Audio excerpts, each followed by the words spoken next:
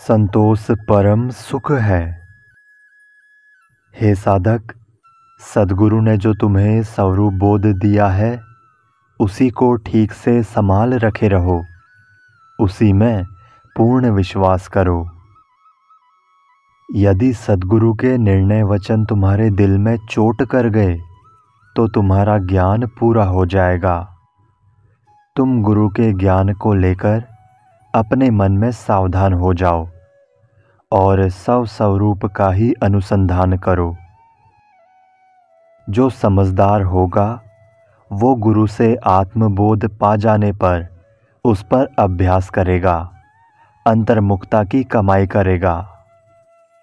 जैसे बूंद बूंद से समुद्र भर जाता है, वैसे निरंतर अभ्यास करते करते साधक पूर्ण अंतर्मुख होकर तथा मनोमय जगत से परे होकर प्रपंच शून्य आत्मा में लीन हो जाता है। पलटू साहेब कहते हैं कि मनोवृत्ति की विशेषता है वो जब अंतर्मुख हो जाती है तब पूरा काम बन जाता है। अतएव हे साधक, स्वरूप स्थिति के अतिरिक्त विचार में नहीं रहना। हाथी संतोष करके एक जगह खड़ा रहता है और वो पेट भर खाने को पाता है, परंतु कुत्ता रोटी के एक टुकड़े के लिए कितने ही द्वारों पर दौड़ता है। संत की वृत्ति अजगर की चाहिए। अजगर एक जगह पड़ा रहता है, परंतु उसे वहीं अपनी खुराक मिल जाती है। संत साधना करे, भोजन की चिंता ना करे, वो सहज ही मिल जाएगा। सिंह अपना भोजन सहज ही प्राप्त करता है, किंतु सियार 10-20 जगह मुंह मारता है। पलटू साहेब कहते हैं कि साधक जीवन निर्वाह की चिंता ना करे, वो अपनी श्रेणी के अनुसार अपना कर्तव्य करता रहे और ये समझे कि भक्ति एवं आध्यात्मिक साधना में संतोष परम आवश्यक है। जैसे मादा कछुआ अपने अंडे पानी से अलग जगह पर देकर अपनी सुरती से उनका ख्याल रखती है तथा सेवन करती है, मकड़ी अपने बनाए तार पर एकाग्रता से चढ़ती उतरती रहती है, अलल पक्षी अपने अंडे उड़ते उड़ते देती है और उसके बच्चे जमीन पर ना गिरकर उलटकर आकाश में उड़ जाते हैं, वैसे ही साधक अपनी मनोवृत्ति अंतर्मुख कर एकाग्रता से आत्मलीनता की साधना करे। अपने स्वरूप की भूल सभी दुखों की जड़ है। उसी में काम क्रोध आदि के फल फूल लगते हैं, फिर लोभ मोह आदि अनेक शाखाएं फूटती हैं और उनमें कर्म के पत्ते जगते हैं। संयम की कुल्हाड़ी से स्वरूप भूल का पेड़ काट देने से उसके डार पात सब सूख जाते हैं। पलटू साहेब कहते हैं कि भव वृक्ष का मूल है स्वरूप भूल एवं आत्मविस्मरण। उसको साधक अपनी मनोवृत्ति से ना सींचे तो जैसे जल से सींचे बिना पौधे सूख जाते हैं, वैसे अपने मन के रागात्मक स्मरण पाए बिना भव वृक्ष सूख जाएगा। संसार के सारे मनुष्य एक ही रागात्मक कर्म की फांसी में फंसे हैं। इससे कोई निर्मोह संत ही छूटता है। एक ही रागात्मक कर्म का बड़ा रास्ता है। जो भी इस राह में चले उन सबका आध्यात्मिक धन लुट गया। संसार का मोह कटीला झाड़ी झंकार और दुर्गम मार्ग है। संत इनसे अपने को बचा लेते हैं। उनका एक रोम भी नहीं टूटता, वे थोड़ा भी दुखी नहीं होते। पलटू साहेब कहते हैं कि जो मनुष्य संत का निर्मोही रास्ता छोड़ देता है और रागात्मक कर्म के रास्ते पर चलता है, उसके कर्म फूटे हैं। हे मनुष्य, मोह माया बढ़ाने का निरर्थक काम छोड़कर अपने आत्म कल्याण का काम करो। तेरे सारे दिन असावधानी में बीत जाते हैं। मोह माया बढ़ाना रूप धोखे का धंधा करता है और चिंता शोक में पड़कर सिर पटक पटक कर मरता है, राम नाम भी नहीं लेता। तू रात दिन ब्याज बट्टा का धंधा करके धन बढ़ाने में लगा है। सांसारिक व्यवहार में अपने को विजय मानकर मानव जीवन के कर्तव्य कल्याण साधना को हार गया। पलटू साहेब कहते हैं कि हे मनुष्य, तू अपने कल्याण साधना की याद कर। ए बालक, राम सीता कह।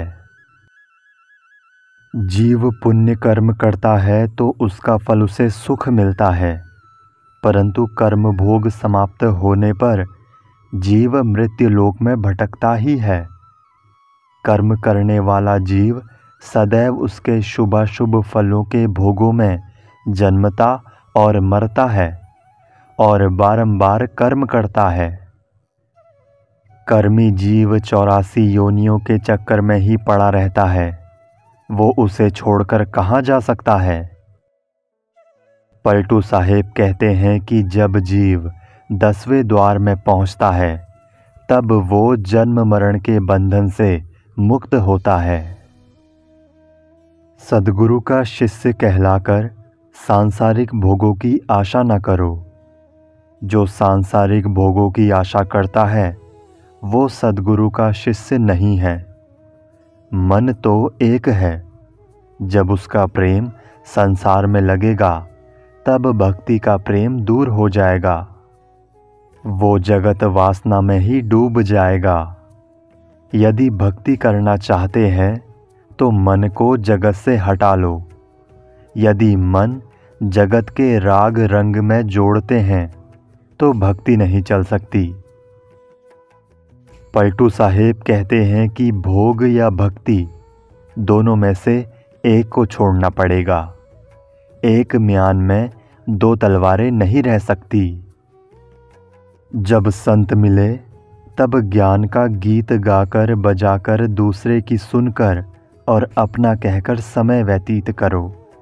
हंसो, खेलो, मीठी बातें करो और अपने प्रेम बर्ताव से साथियों तथा मिलने वालों को प्रसन्न रखो। जो कुछ मिले खाओ, पियो, पहनो, किंतु संग्रह के मोह और त्याग के अहंकार में मत पड़ो। प्रेम से मग्न होकर हरि भजन गाओ और जब मौन हो जाओ तब ध्यान धारण करो। भेष भगवान साधुओं के चरणों का ध्यान करके रहना और आत्मज्ञान की बातों से कभी विचलित नहीं होना। जो कुछ मिले खाइए और तुरंत अन्य की सेवा में लग जाइए। माया मोह मन में आवे तो उसे उसी समय विवेक से मार दो। दुख सुख शत्रु मित्र में समता रखकर समान भाव से जीवन व्यतीत करो। पलटू साहेब कहते हैं कि हे बालक, राम कहो, राम कहो, राम कहो और संसार सागर से सहज रहनी रखकर तर जाओ। जो लोग शास्त्रों के ज्ञानी और बुद्धि के निपुण हैं, ऐसे लोगों को आत्मज्ञान के उपदेश देने के चक्कर में मत पड़ो। ऐसे लोग अपने तन मन धन सर्वस्व तुम्हारे चरणों में अर्पित करें तो भी उन पर विश्वास ना करो। जो मायावी जीव है उनको उपदेश करने से उपदेश निष्फल हो जाता है। चतुर चालाक लोग जहाँ अपना दांव देखेंगे वे तुम्हारे उल्टे हो जाएंगे, तुम्हारी निंदा करने लगेंगे। ऐसे लोग तुमसे चाहे जितना प्रेम करें, उनको परखने का प्रयत्न करो। पलटू साहेब कहते हैं कि जो निर्णय के प्रेमी हों उनको भी परखकर उनकी स्थिर समझ जानकर उन्हें ज्ञानोपदेश करो। हे प्यारे बच्चों, सद्गुरु के शिष्य बनो, परंतु ठीक से समझ बूझकर साधना करो। जो मनुष्य दुर्बुद्धि वाले हों उनको समझकर उनसे दूर हट जाओ मैं बड़े काम की बात कहने जा रहा हूँ, बुरा मत मानना। कनक कामनी से भागकर उनसे दूर हट जाओ। ध्यान रखो, किसी से अधिक प्रेम न करो, अन्यथा मोह के जाल में पड़ जाओगे। अतएव कुसंग त्याग कर सत्संग में लगो। पलटू साहेब कहते हैं कि सारे रागात्मक कर्म त्याग कर अपने मन में निर्णय शब्दों को दृढ़ कर लो। बालक, मृत्यु के समुद्र में कूद पड़। हे भाई, जीने का लोभ छोड़ दे। अब तू सियार से सिंह हुआ है, सामान्य मनुष्य से साधक हुआ है। दुविधा में मत पड़, सद्गुरु की चरण भक्ति में मन लगा। सोच भला, अंत में तो तू मरेगा ही, इसलिए आज ही मृत्यु के सागर में भड़ाक से कूद जा। कूदने में परवाह मत कर। तुम्हें क्या लज्जा पड़ी है? तेरी लाज तो तेरे सद्गुरु को है, वो तुझे संभालेगा। अपना शीश उसी के चरणों में अर्पित करके अपना सारा भार उसी को दे दे। तू मन की डगमगाहट छोड़ दे, तेरा बाल भी बाका नहीं होगा। जरा तू थोड़ा सा एक रत्ती विश्वास तो कर। पलटू साहेब कहते हैं कि कहर की लहर से वही बचेगा जो कहर के सागर में बेझिझक कूद जाएगा। विशेष: साधक मरने से डरे तो वो साधक कैसा? सारा अहंकार त्याग देना मरना है। जीने की इच्छा का त्याग उसमें सहज ही हो जाता है। जो जीने की इच्छा त्याग देता है वो अमर आत्मा में स्थित हो जाता है। जो साधक शरीर में रहते हुए सब समय मन से शरीर त्यागे रहता है वो सदा निर्भय अमृत रूप है। जो वेश पहनो वैसा आचरण करो। पवित्र आचरण के बिना वेश शोभा नहीं पाता, वो थोड़ा भी अच्छा नहीं लगता। वेश है साधु का और आचरण करता है मलिन, तो वो सिंह नहीं हो जाएगा, अपितु सियार ही रहेगा। आचरण के बिना वेश क्या करेगा? वेश तो हंस का धारण कर लिया और स्वभाव है कौवे का, तो वो नीर शीर विवेक न करके गंदगी पर मुंह मारेगा। जब वो हंस होगा तब कौवे का स्वभाव छूटेगा। पलटू साहेब कहते हैं कि यदि तूने साधु का वेश धारण किया है तो साधु रहनी में रह, तब कथनी और करनी एक रास्ते पर आएगी। हे मनोवृत्ति, यदि नाचना है तो घूंघट खोलकर नाच। साधना करना है तो मोह माया तथा लज्जा त्याग कर साधना कर। पर्दा खोलकर नाच, जिससे संसार के लोग देखे। यदि आत्मलीनता चाहे तो अविद्या का पर्दा दूर कर दे और संसार की मोह माया तथा लज्जा शर्म का भ्रम दूर फेंक दे। तुझे संसार से क्या डरना है? तेरा काम तो आत्मलीनता से है। अतएव तू पूर्ण रूप से आत्मलीनता की साधना कर, फिर तेरे को कौन रोक सकेगा?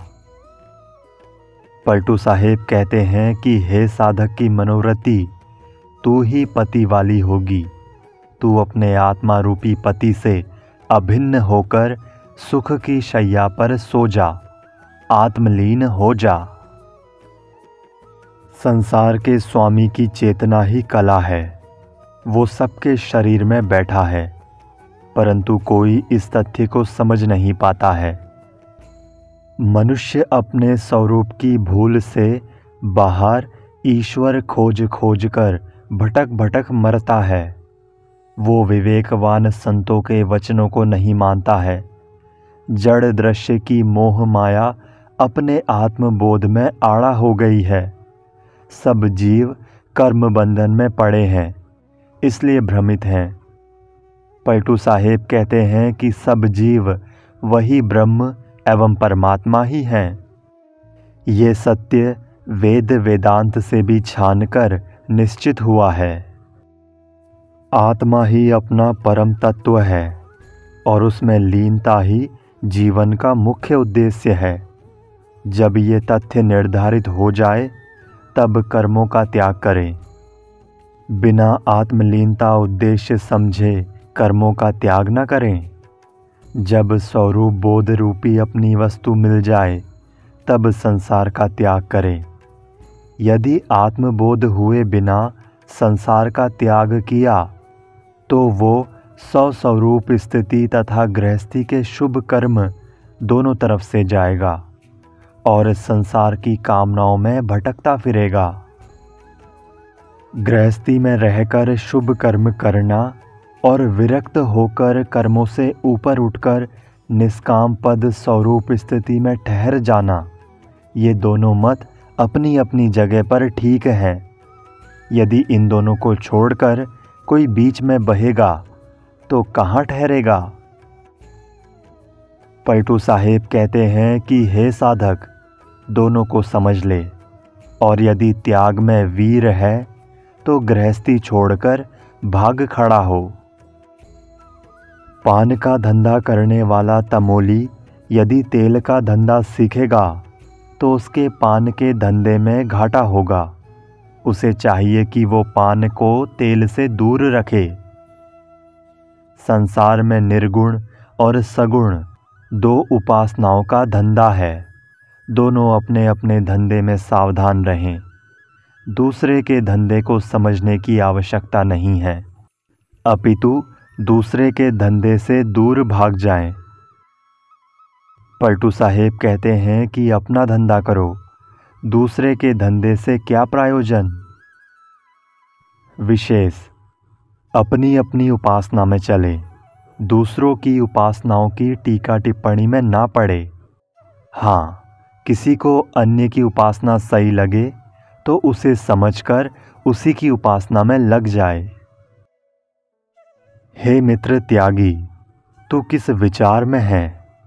तेरे साथ की 5 ज्ञानेंद्रियों और 25 प्रकृतियों की गंदी आदतें नहीं गई हैं। ये 30 स्त्रियां तेरे साथ लगी हैं।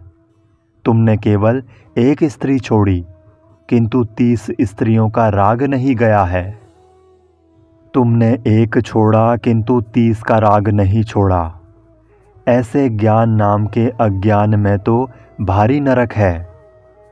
तू 30 के कारण नाना कामनाएं कर रहा है। फिर घर की एक स्त्री ने क्या बिगाड़ा था जो उसको छोड़ दिया। पलटू साहेब कहते हैं कि ये तुम्हारा निर्णय सही नहीं है। जब 5 ज्ञानेंद्रियों और 25 प्रकृति के विषयों के राग छूट जाएं, तब घर की पत्नी को छोड़।